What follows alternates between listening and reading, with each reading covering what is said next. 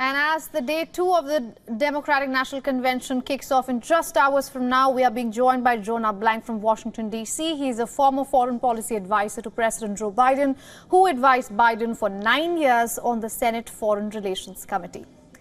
Mr. Blank, good to see you yet again on WION. Thank you so much for joining us. Let me start with this. Kamala Harris entered the DNC in Chicago with leading in the opinion polls, especially in the battleground states, barring, of course, Pennsylvania, where we just checked she's still trailing behind Trump. But in general, the entire atmosphere that we saw on day one, the parties rallying behind her. Why do you think that the duo keeps calling themselves underdogs still? What is your assessment of that? Well, thank you for having me here.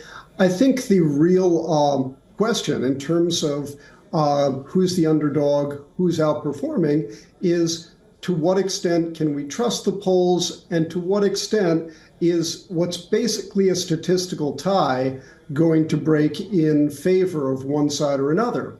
The Democrats are right to be portraying this as an underdog fight because that's the mentality they really need in order to win.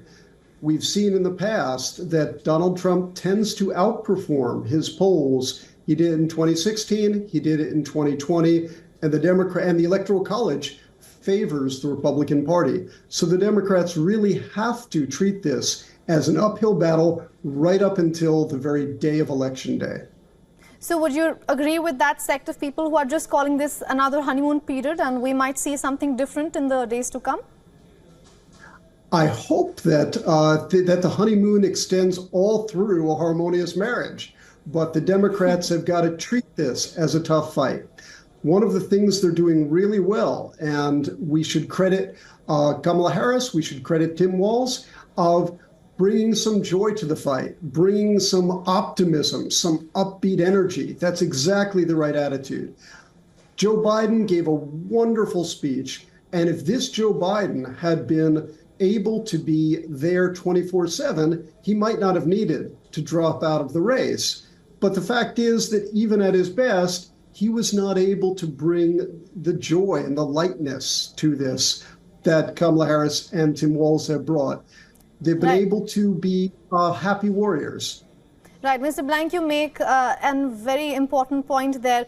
I also want to ask you this. I want to talk about the protesters outside of the DNC center and obviously the foreign policy that we might expect from the next U.S. government. But before I come to that, let me ask you this. Do you think that sect is large enough for the two candidates to actually cater to their voices? Oh, yes, I think so. They have all week to do it.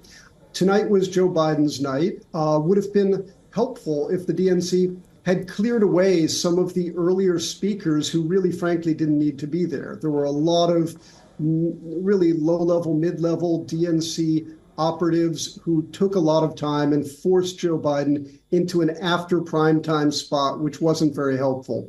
But tomorrow is President Barack Obama, former President Barack Obama, and former President Bill Clinton. The next night is basically Tim Walz's night, and then the highlight is going to be resetting the table for Kamala Harris. So there's plenty of time.